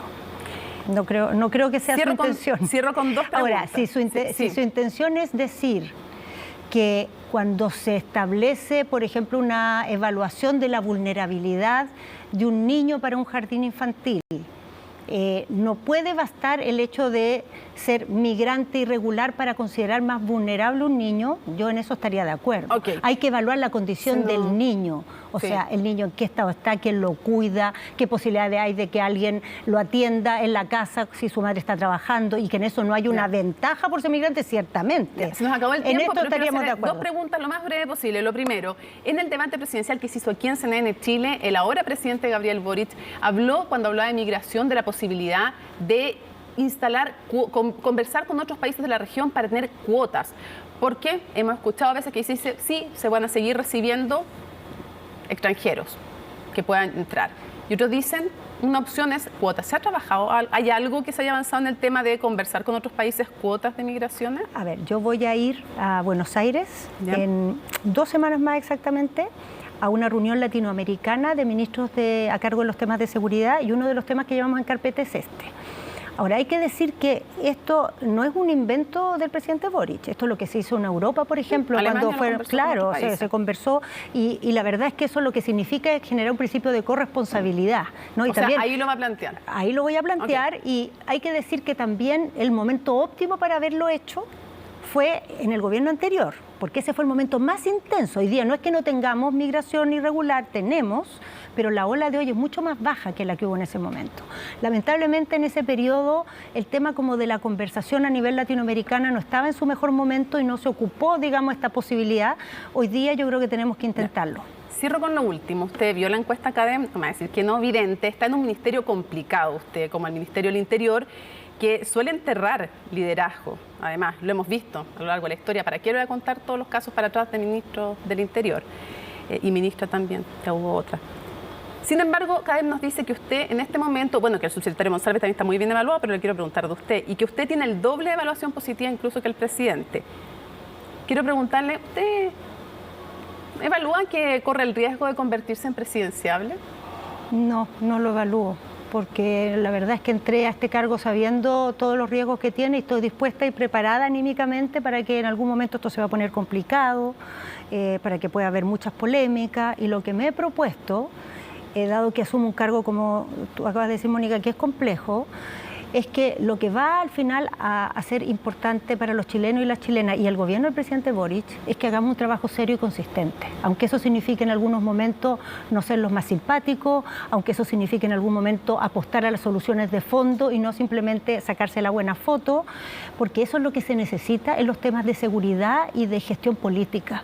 Llevamos demasiado tiempo transformando estos temas en la pelota con que se juega el partido, se mete el gol, y lamentablemente esto no se trata de meter gol. Se trata de una carrera larga donde hay que ponernos serios finalmente, preparar a las instituciones, darle las herramientas. Y yo como ministra voy a trabajar en eso. Si la encuesta va bien, voy a trabajar en eso. Si la encuesta va mal, voy a trabajar en eso. Lo que le hacen difícil el trabajo son, bueno, aparte obviamente de los delincuentes me imagino, pero a nivel político. Usted habló del complejo de parte de la izquierda. El apruebo dignidad, el convivir con ellos, ¿le hace a veces en temas de seguridad complicado el trabajo? Yo no he sentido en ningún momento en estas semanas que llevo en este cargo que las cosas que queremos empujar encuentren un obstáculo en un sector político en particular. Yo creo que más bien donde está el obstáculo es una dinámica que se hace entre los sectores políticos. No es que uno se oponga o cierre por sí mismo, sino que a veces empieza una competencia, empieza una pelea en que se encierra el mundo político en su propia pelea y deja de pelear por la seguridad de la gente, pasa a pelear por ganarle al otro. Yo creo que eso en seguridad ya la gente no lo tolera. No tolera que ocupemos esto simplemente para desempatar entre nosotros. Y al menos mi esfuerzo va a ser para poner eso siempre por delante, aunque sea muchas veces tener que tragar y suspirar, creo que eso es lo que se necesita. Así que vamos suspirando. Parece que ha suspirado harto. No tanto todavía, estoy preparada para suspirar mucho más. Ministra Carolina Toa, muchísimas gracias por acompañarnos en CNN Prime. Gracias, Mónica. BQ1 y BQ1.1 son los nombres de las nuevas subvariantes de Omicron que han puesto la alerta en el hemisferio norte. De acuerdo a los primeros antecedentes, podría evadir los anticuerpos, pero no implicaría mayor gravedad. Más información en la nota de Javier Albornoz. Caminar sin mascarilla ha sido una señal de que la pandemia ha bajado su intensidad en nuestro país. Sin embargo, desde el hemisferio norte llega la advertencia de que aún no termina. BQ1 y BQ1.1 es la secuencia que ha puesto en alerta a los Centros para el Control y la Prevención de Enfermedades en Estados Unidos. Subvariantes nuevas de Omicron que ya representan el 10% de sus casos nuevos en ese país y el 19% en Francia. Todo lo que hemos visto durante todos estos años con la evolución del virus es que el virus cada vez se está haciendo más contagioso y las nuevas subvariantes siempre muestran una como resistencia a nuestra inmunidad previa. En este momento son consideradas como variantes en observación o variantes de interés. Esperemos que no se transformen en variantes de preocupación. La mutación de estas nuevas subvariantes estarían en la proteína del virus, permitiéndoles eludir los anticuerpos. Los especialistas advierten que actualmente estaría ocurriendo lo que se conoce como evolución convergente. Las nuevas variantes, al conocer el sistema inmune y las respuestas farmacológicas, generan mutaciones más infecciosas y mayor capacidad de evasión. Es muy difícil saber qué es lo que va a pasar hoy día. Lo que sí sabemos es que estamos enfrentando una situación que no habíamos enfrentado antes de la pandemia. Y es que existen ahora un gran número de variantes, donde un porcentaje muy alto de estas tienen esta característica de evolución convergente que les permiten evadir de mejor manera la respuesta del sistema inmune. Y aunque existe preocupación por la efectividad que tendrían algunos medicamentos o tratamientos de anticuerpos monoclonales, no provocaría mayor gravedad y los síntomas serían similares a la Omicron original. No está produciendo casos graves como la variante original al principio, dado que si bien no es la misma variante, ya nuestro cuerpo reconoce al coronavirus como un virus habitual. No progresan hacia la hospitalización o el fallecimiento.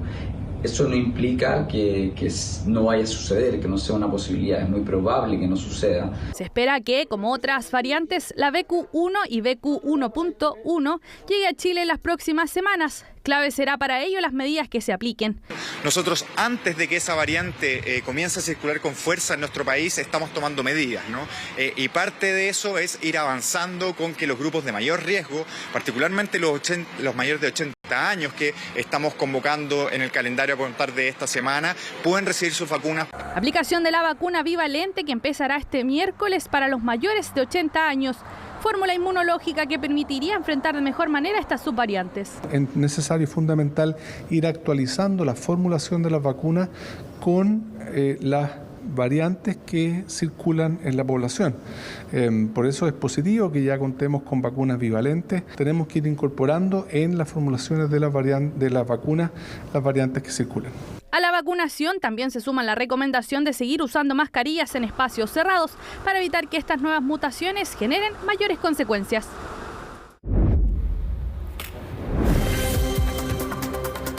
Estamos listos para revisar las noticias internacionales junto a Mario Rega. Mario, ¿con qué comenzamos? ¿Cómo te va, Mónica? Con la noticia del día, lógicamente, con la ya designación del nuevo primer ministro del Reino Unido. Hablamos de Rishi Sunak, ex ministro de Economía, 42 años, bate varios récords. Por ejemplo, es el más joven en 200 años, es el primer ministro que es de ascendencia india, de religión hindú, y fíjate también uno de los más millonarios. en asumir este cargo. Se habla de que su patrimonio, Mónica, alcanza los $400 millones.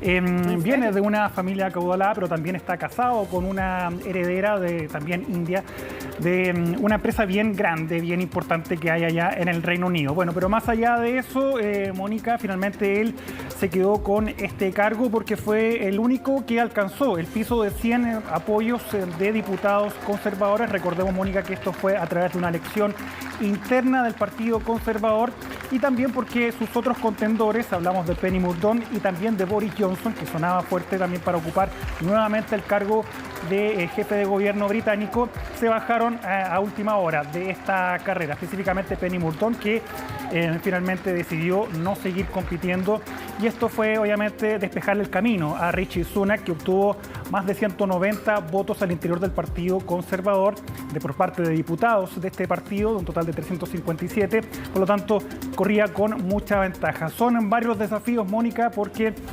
acá, a pesar de que estuvo 6 semanas nada más en el cargo Liz Truss, el caos económico que generó su política de recuperación, de bajar impuestos, obviamente todavía está generando efectos en el Reino Unido. Y de hecho, Rishi Sunak fue una de las pocas personas, Mónica, que recuerda tú, dijo de que el plan que estaba proponiendo Liz Truss no iba a resultar y que iba a terminar como un fracaso. Fue finalmente lo que ocurrió. Y eso obviamente se ha valorado mucho de Rishi Sunak, pero también hay problemas al interior de su partido, el Partido Conservador. Muchos lo ven como un traidor por haber renunciado en el gobierno de Boris Johnson y que esa renuncia habría precipitado después la crisis al interior del ex primer ministro, que terminó renunciando también a su cargo.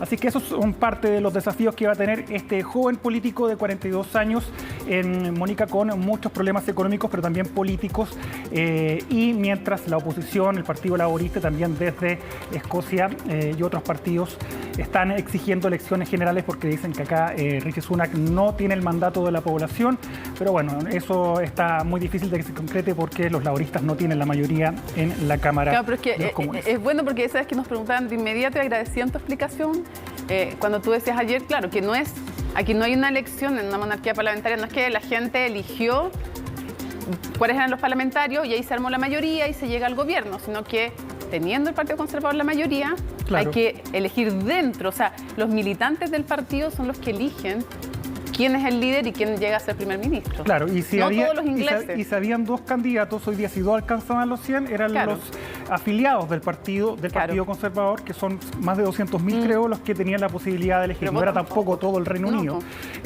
Vamos a escuchar lo que dijo hoy día este joven político, que además, Mónica, obtuvo esta noticia el mismo día en que India celebra una festividad, una de las más importantes de la religión hindú. Hablamos de Diwali, es el nombre de esta festividad, y fue coincidencia finalmente que el mismo día entonces que se celebra esta festividad allá en la India, él finalmente haya sido el escogido para gobernar el Reino Unido. Escuchemos lo que dijo Rishi Sunak hoy día. Quiero agradecer públicamente a Liz Truss por su dedicado servicio público al país. Ella salió con dignidad y gracia en medio de un tiempo de gran cambio y bajo circunstancias extremadamente difíciles en casa y en el extranjero. Soy humilde y honrado por haber tenido el respaldo de mis colegas parlamentarios y haber sido electo como líder del Partido Conservador. Es el privilegio más grande de mi vida, servir al partido que amo y regresar al país que tanto me ha dado. El Reino Unido es un gran país, pero no hay duda que enfrentamos un gigantesco desafío económico. Ahora necesitamos estabilidad y unidad, algo que yo haré lo más prioritario para poder otorgar a nuestro país y nuestro partido la unidad. We now need stability. Bueno, un férreo defensor del Brexit, Mónica, mañana va a tener su primera audiencia con el rey Carlos III, que le va a encomendar formar gobierno. Mañana también va a ser la renuncia formal de Liz Truss ante el monarca.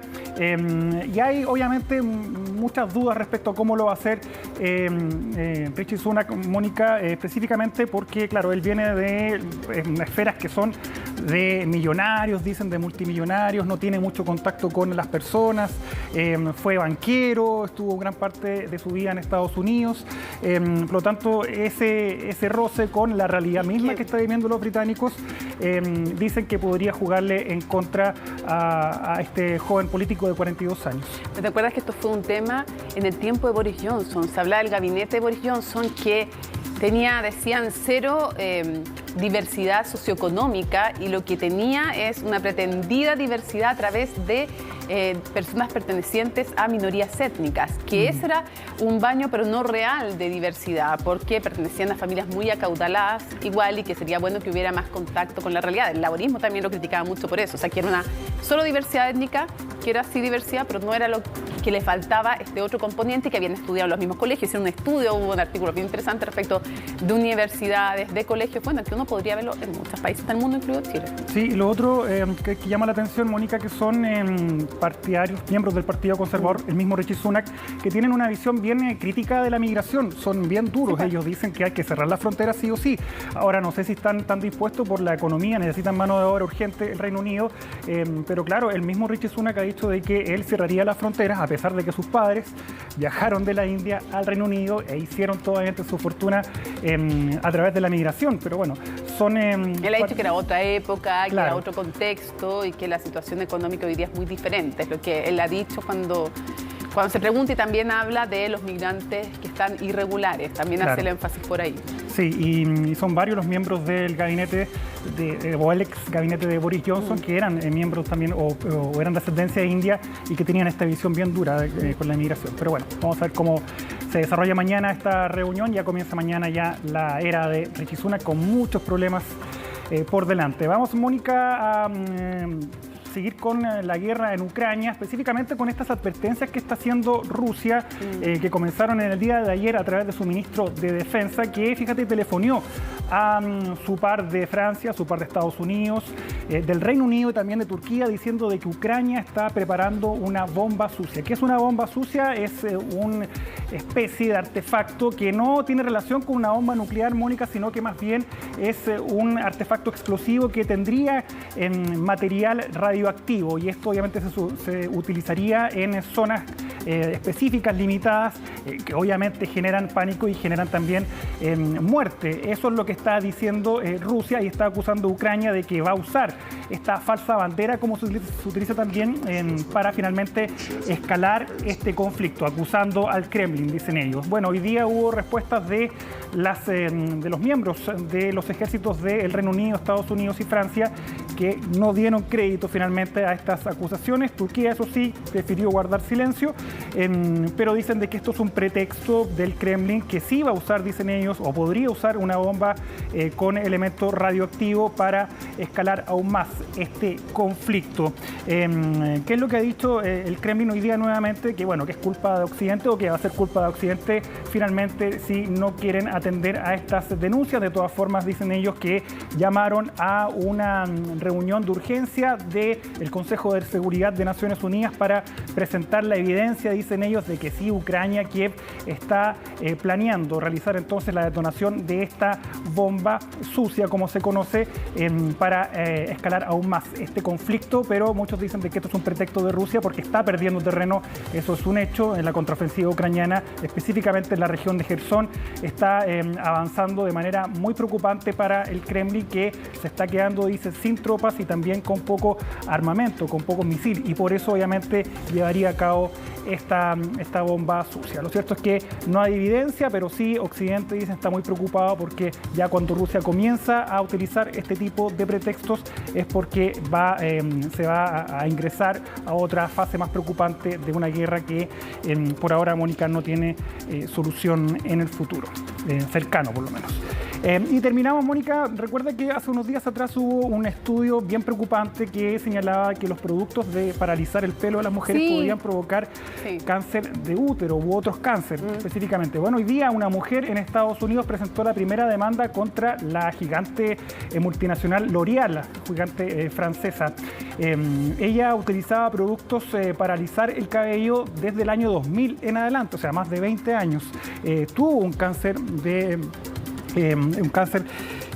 que finalmente, dice ella, le provocó la utilización de estos productos y finalmente demandó. No se sabe todavía, Mónica, cuál es la cifra que va a exigirle a L'Oréal por la utilización, aunque es bien complejo determinar finalmente si es que tiene relación, porque este es un estudio preliminar, está recién monitoreando esta situación, si es que realmente estos productos de belleza, de alisar el pelo específicamente, tienen relación con este cáncer, específicamente cáncer de útero. Ella tuvo este cáncer del 2018, logró sobrevivir, pero claro, ahí presentó esta solicitud, esta demanda en un tribunal de Estados Unidos. Y fíjate que las principales afectadas, dice el abogado, son mujeres negras y latinas, lógicamente porque tienen el pelo más ondulado y son las que más utilizan este tipo de productos. Y dicen que L'Oréal, de hecho, ha utilizado esta particularidad en el cabello de estas mujeres para, obviamente, redoblar sus productos de belleza. Aún así, ahora, es una demanda que está recién comenzando y, como te decía, es bien complejo determinar la causa y el efecto que tiene estos productos. ¿Fue eso o fue una determinante genética o fueron otros factores? ¿Qué tan certero es el estudio?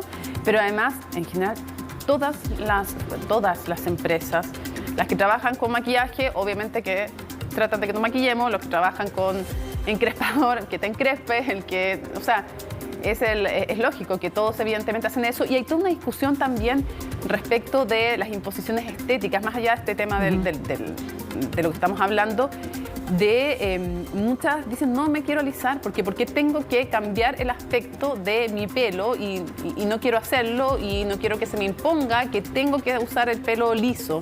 Es dentro de la comunidad afroamericana de Estados Unidos un tema incluso de identidad. Que quien quiera hacerlo por voluntad propia lo haga, pero no por un estereotipo que se le imponga. Lo que yo hago al punto es que todas las empresas, las de ropa, que nos compremos ropa, las de no sé qué más que comamos. Bueno, es que esta mujer dice que utilizó específicamente un producto en esta empresa, que hubo estudios anteriores también de este tipo de productos, dicen que estos contienen químicos disruptores endocrinos, sustancias que producen una adaptación de las hormonas y consigue que se altere el correcto funcionamiento corporal. Por eso va a comenzar todo un proceso de pruebas, test científicos. La investigación que te decía está recién comenzando a analizar estos puntos, pero falta más evidencia científica para llevar adelante esta demanda. Eso, Mónica. Muchas gracias, Mario. Nos vemos, cuídate. ¿Equipo de fútbol? Universidad de Concepción. Muy bien, pero seamos generosos y estemos felices por los campeones. Colo-Colo, estrella número 33, después de 5 años. Las celebraciones, el análisis, quiénes descienden, qué pasa con Magallanes, eso y muchísimo más al regreso. Estás viendo CNN Prime. Noticias, solo noticias.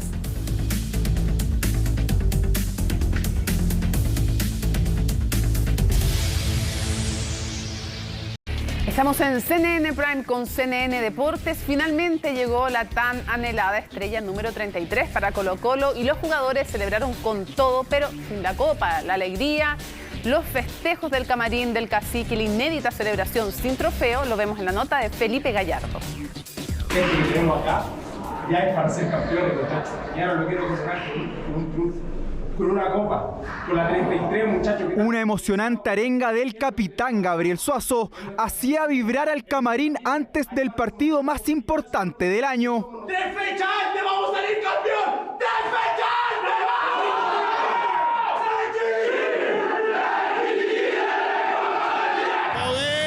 La pelota para Lucero, está el gol. Volado, la pelota quedó picando, acá está Gonzalo, gol. Colo-Colo baja la estrella 33. Ha sido el mejor. Colo-Colo, tras 5 años de sequía, bajaba su estrella número 33 de la mano de Gustavo Quinteros. Un torneo que dominó de principio a fin, consiguiendo brillantes estadísticas como ser el equipo más goleador con 52 tantos, solo perder en 3 partidos y únicamente 16 goles en contra. Por esto la celebración fue con todo, así dejaron a Gustavo Quinteros en el festejo, también las muestras de afecto se hicieron presentes. Mucho tiempo de trabajo, de esfuerzo. ¡Vamos! Terrible jugador, que se quema siempre, va a ser capitán, terrible, bueno. Él sabe. Inmediatamente tras la celebración en el camarín del estadio Francisco Sánchez Rumoroso, viajaron a Santiago. Muy buenas tardes al campeón de Chile.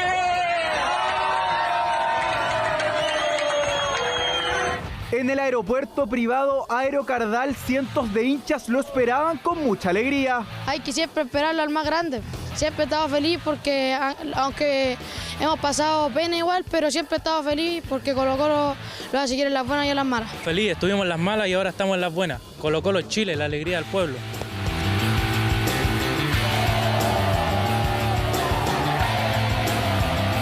De Pudahuel a Macul, a una celebración interna en la Casa Alba del Estadio Monumental, donde estuvo presente el artista urbano del momento, el conocido hincha de Colo-Colo, Pailita. Los jugadores disfrutaron con sus cercanos la obtención de la estrella 33. Se viene el momento esperado. Acá está la copa en manos del capitán del... Lamentablemente no pudimos ver estas imágenes. Las que observamos son del último título nacional de Colo-Colo, una celebración atípica en el fútbol chileno, sin levantar la Copa de Campeón, algo criticado incluso por referentes históricos del club. La NFP no fue capaz de llevar la Copa. A mí no me vengan a decir con que los dirigentes dijeron que no la querían recibir. El año entero los jugadores sacrifican muchas cosas para recibir la medalla, para levantar la Copa, y lamentablemente no lo pudieron hacer. Habrá que esperar hasta el domingo 30 a las 17:30 horas para ver al capitán Gabriel Suazo levantar el trofeo, y ya se está preparando. Si bien soy yo quien va a levantar la copa, estamos todos detrás. Para mí es un privilegio poder ser quien levante ese trofeo, ya que llegué acá el 2006 con 8 años, lleno de ilusión, lleno de sueños para cumplir, y que hoy estoy cumpliendo uno de los más grandes. Celebra el pueblo albo, celebran los fanáticos del club con más historia del país, porque la 33 ya estará en la casa para teñirse de blanco y negro. Bueno, tras varios años sin tener un plantel competitivo, el Colo-Colo versión 2022 por fin logró mostrar la calidad necesaria para ser campeones, gestión en donde se destacó el trabajo de Daniel Morón. Conversamos con él sobre este desafío y ese diálogo lo vemos ahora en el informe de Federico Molina. Es un ícono de Colo-Colo y ahora está en la gerencia deportiva del club. Daniel Morón tuvo la labor de conformar el plantel que el domingo bajó la estrella 33. De cara a lo que venía para este año, le pusimos mucho ingenio, mucho empeño. Era un desafío, más que nada, poder que el equipo, y aparte de la solicitud de nuestro técnico, nuestro cuerpo técnico, era empezar la pretemporada con todo el plantel completo. Rol de equilibrio entre las exigencias del técnico y la responsabilidad financiera que el ex arquero lleva adelante desde 2021. Vamos de repente negociando un poco con el entrenador. Pero créeme de que tenemos una relación fantástica con Gustavo. No puedo que a cada vez que un técnico, en este caso Gustavo, nos solicita algo, tenérselo de inmediato, porque a veces no están los recursos, porque a veces no es el momento, porque a veces entendemos de que no es el camino. Capaz que en algún momento también tenemos pensado de que hay chicos que vienen de la cantera que son los que pueden utilizar algún sector del campo en el que se está necesitando. Cuerpo técnico encabezado por Gustavo Quinteros, que en Colo-Colo busca mantener ante los sondeos de clubes extranjeros. Como Colo-Colo, como institución, tenemos un cuerpo técnico de lujo, de lujo. Yo he trabajado, ustedes saben, con uno de los mejores técnicos que ha pasado por Chile, que es Marcelo Bielsa. Tuve todo un periodo con él. Un tipo que trabaja a un nivel excepcional. Yo creo que el cuerpo técnico que tiene Gustavo es de ese nivel, y entonces no nos podemos quedar atrás en el trabajo. Uno de los momentos más difíciles del cacique fue la salida de Pablo Solari, negociaciones en donde Morón tuvo un rol fundamental. El preocupante fue el decirle que no anteriormente al América. Ese fue el preocupante. Porque ante la propuesta que hace River era imposible decir que no, entonces no era un problema. El problema era decirle que no a la propuesta anterior, que nosotros creíamos que no era, y bueno, y que con justa razón, y que después nos termina dando toda la razón de que el jugador tenía un valor diferente. Carlos Palacios, Diego Rubio y Martín Rodríguez suenan en el Cacique, quienes también buscan un centro delantero y un lateral izquierdo. Nos interesa, como nos pasó el año pasado, mantener este plantel. Porque ha sido la base. Con esta base nosotros tenemos que después ir en búsqueda de algunos jugadores para potenciar este equipo, porque entendemos de que en los últimos 5 o 6 años no hemos dado el ancho para competir a nivel internacional. Daniel Morón y una gerencia técnica que sonríe con un nuevo campeonato en sus manos, pero que ya mira hacia los nuevos desafíos del Cacique para el próximo año. Pese a que el campeón ya se definió, al torneo le queda vida y donde se posan todas las miradas ahora es en la lucha por permanecer en la división de honor. Dos clásicos rivales, Coquimbo Unido y La Serena, están especialmente complicados. Lo que queda para esta recta final nos lo cuenta Tomás Marín. Donde hay un ganador debe existir alguien que pierde. Con el campeón definido, la tensión entra de plano a la parte baja de la tabla. Coquimbo Unido cayó por 2-0 con Colo-Colo en casa, lo cual no solo le significó el título a los salvos, sino también que los Piratas cayeran hasta el último lugar de la tabla. Nosotros sabíamos cómo es esto, lo dije cuando llegamos, es muy probable que se defina en el último minuto del último partido, lo dije en forma metafórica, pero va a ser así, va a ser así. Serena hasta el alcance, Antofagasta se nos escaparía un poco más, 3 puntos, que esperamos descontar en estas 2 fechas que vienen. Y es que la cuarta región quedó más complicada que nunca, porque a Coquimbo se sumó su clásico rival Club Deportes La Serena, que perdió por 5-0 contra Palestino, quedando también en la zona roja. Situación que impulsó al club a adelantar la salida de su director técnico. Club Deportes La Serena informa a la opinión pública que ha llegado a un acuerdo con el señor Pablo Marini para que deje ser director técnico del primer equipo profesional. En su lugar asume el actual jefe de las series menores del club, Óscar Correa, quien dirigirá en las 2 fechas finales del torneo. Un poco más al norte, quien respira es Club Deportes Antofagasta, que venció con 2 penales a Unión Española y logró quedar fuera de la zona de descenso. A la espera también de que se defina qué va a ocurrir con los puntos del partido suspendido ante Palestino. Hicimos un gran partido, creo que el equipo mostró mucha actitud, sabíamos que dependemos de nosotros mismos y creo que hoy hemos ganado 3 puntos importantísimos para nosotros. Esperemos que decida lo más lógico, lo más normal para un fútbol competitivo, que es que los puntos se decidan en la cancha, ¿no? Le puede tocar a Palestino, nos pueden tocar a nosotros, pero lo importante es que los puntos se decidan en la cancha. Quien también se escapa de la B es Universidad de Chile, que sacó un punto ante Everton marcado por un polémico cobro a los 78 de partido, donde el árbitro Piero Massa marcó falta en ataque de Junior Fernández. Los azules quedaron en el 13º lugar, donde miran con algo de distancia a sus competidores por la permanencia. Yo creo que también hay un momento de tensión que se vive que no es menor. La posición en la que estamos es incómoda, más en el club en el que estamos. Estar en esa posición obviamente que genera tensión, genera nervio, y no ha sido un año fácil porque a lo mejor durante mucho tiempo se ha hablado de este tema del descenso, de la zona de descenso, y eso, la cabeza es difícil sacárselo. Una recta final marcada por la complicada situación de los equipos de la región de Coquimbo, y donde Pumas y Leones buscan alejarse lo más posible del fantasma de la B.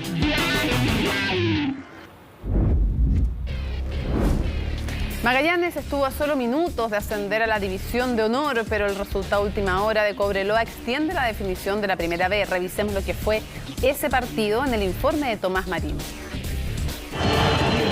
Magallanes estuvo a minutos de volver a primera división, pero ahora deberán esperar al menos una semana más. Hay gol de Cobreloa, que estira la definición a esta hora de la jornada. Se pone 3-2 el partido y para la definición. La academia cumplió con la tarea de ganar su encuentro ante Rangers, donde el defensor Fernando Piñero fue la figura y anotó los 2 goles del partido. Sí, es la primera vez, la verdad que meto 2 goles en un partido, así que muy contento, pero mucho más contento por el triunfo del equipo, que lo hizo de una manera excepcional. Con lo que no contaban los de San Bernardo es que Cobreloa daría vuelta a su partido contra Fernández Vial, con un gol en los 89 de Maximiliano Cerato y en el 90+1 de Bastián San Juan, lo que pondría el 3-2 definitivo para los loínos. Lo pudimos dar vuelta en base al sacrificio de este equipo, el sacrificio de este plantel, en el cual ha puesto todo lo que tiene cada uno por tratar de que Cobreloa pueda volver nuevamente a Primera División. Nosotros vinimos a hacer nuestra tarea de un trabajo de seguir avanzando, seguir ganando para tener la posibilidad de alcanzarlo. Resultados que mantienen la distancia de 2 puntos entre Magallanes y Cobreloa y que estiran el desenlace hasta la última fecha. El equipo de Nicolás Núñez depende de sí mismo y un triunfo puede posicionarlos en la División de Honor después de 36 años. Y ahora toca descansar y preparar ese partido que va a estar durísimo porque, bueno, es el último porque enfrentamos a Recoleta, un equipo que lo ha hecho muy bien, con un técnico muy capaz como Felipe, que también lo ha hecho muy bien y le saca rendimiento, entonces va a estar muy lindo el desafío y nos prepararemos para eso. Sabíamos que hoy no dependía de nosotros, si Cobreloa ganaba íbamos a tener que ir al último partido, así que nada, eso ya lo sabíamos, ahora pensar en Recoleta, preparar la semana de la mejor manera y tratar de afrontarlo como lo hicimos hoy, que si lo hacemos como hoy vamos a tener muchas chances de sacarlo adelante. Una exitosa campaña de Magallanes que se encuentra en la definición tanto del ascenso a Primera División como de la Copa Chile y que deberán esperar al menos un partido más para decir volvemos a Primera División. CNN Termina CNN Prime, pero viene por supuesto CNN Tiempo y de ahí nos reencontramos de inmediato en Aquí se debate. Por supuesto ya está en nuestro sitio web parte de la entrevista a la ministra del Interior Carolina Toá y en breve completísimo va a estar también toda la entrevista y además las reacciones que están generando. Lunes 24 de octubre, así estuvo nuestro país y el mundo. Somos CNN Chile. Buenas noches.